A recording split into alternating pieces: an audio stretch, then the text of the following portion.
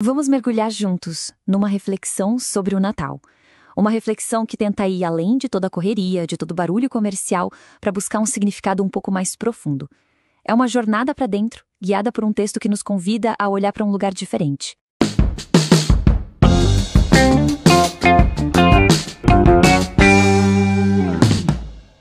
E o ponto de partida é logo este paradoxo, que eu acho que define bem o Natal para muita gente. É uma época que parece que amplifica tudo, né? A alegria de quem está perto, mas também a dor. Aquela presença que dói. Pode ser uma cadeira vazia na mesa, ou até um sorriso meio forçado numa reunião de família.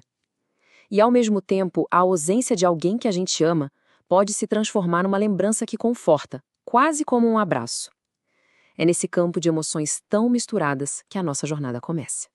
Bom, a primeira parte dessa nossa exploração navega justamente por essa paisagem emocional tão complexa das festas de fim de ano, principalmente na era em que a gente vive hoje, questionando como as nossas conexões realmente acontecem.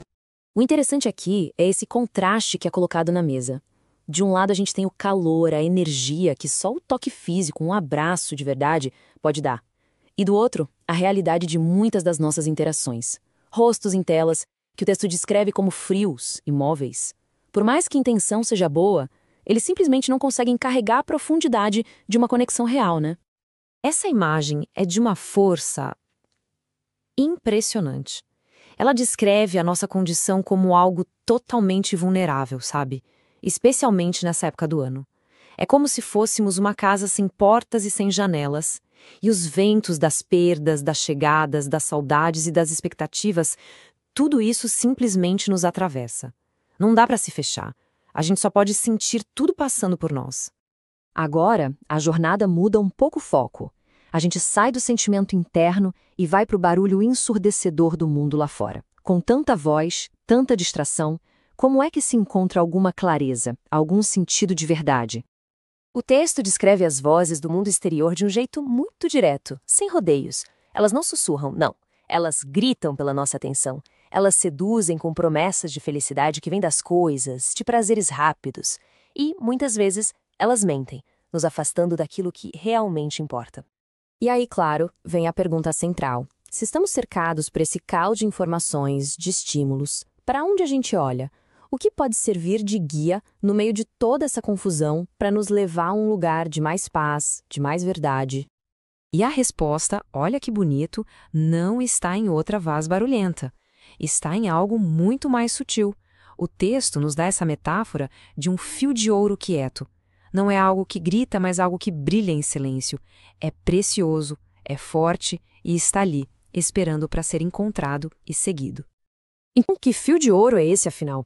É aqui que a fonte dessa reflexão apresenta um guia, digamos, surpreendente, e com ele uma definição bem desafiadora do que significa amar de verdade. É muito importante notar como o texto aborda essa figura.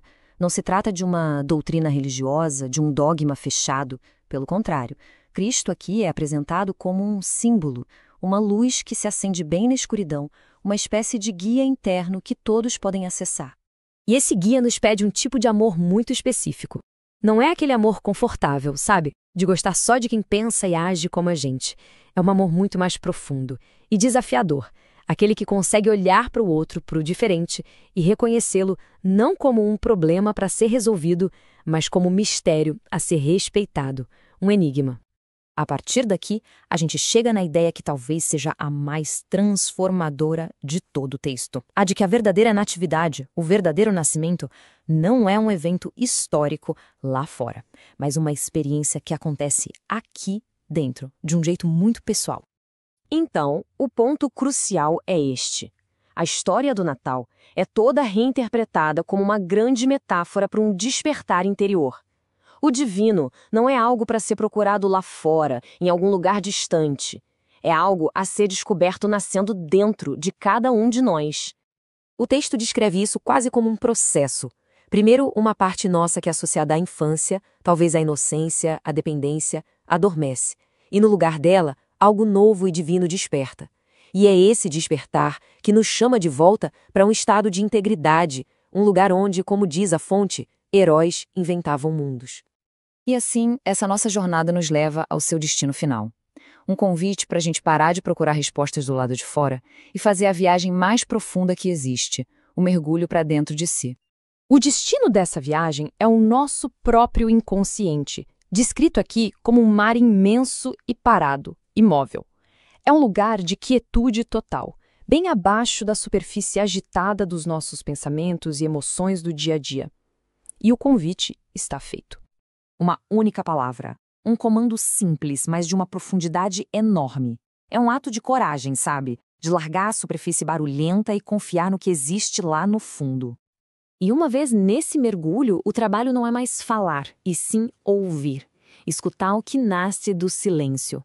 É uma postura de total receptividade, de abertura para a sabedoria que mora nas nossas próprias profundezas. E essa frase ilustra de um jeito brilhante a descoberta final. Nesse lugar mais profundo do nosso ser, o silêncio não é um vazio. Ele tem uma qualidade, uma substância. Ele se torna uma forma de comunhão. Uma oração que não precisa de palavra nenhuma. E assim a gente termina com uma pergunta para ficar ecoando.